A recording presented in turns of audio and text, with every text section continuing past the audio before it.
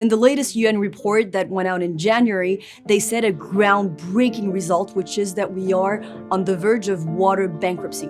Water bankruptcy is not all over the world. It's in some places that we need to protect because bankruptcy means that we cannot go back in time. We need to act now, otherwise local communities, local businesses, and of course biodiversity and everything that goes with it will no longer be able to survive.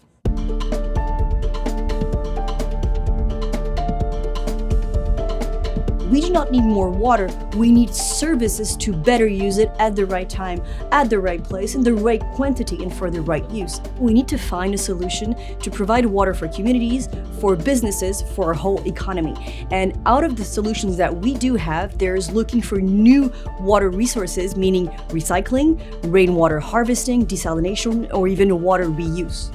Water reuse basically means that instead of putting back the water into nature, we keep it and we put it back in our systems so that we can use it straight again.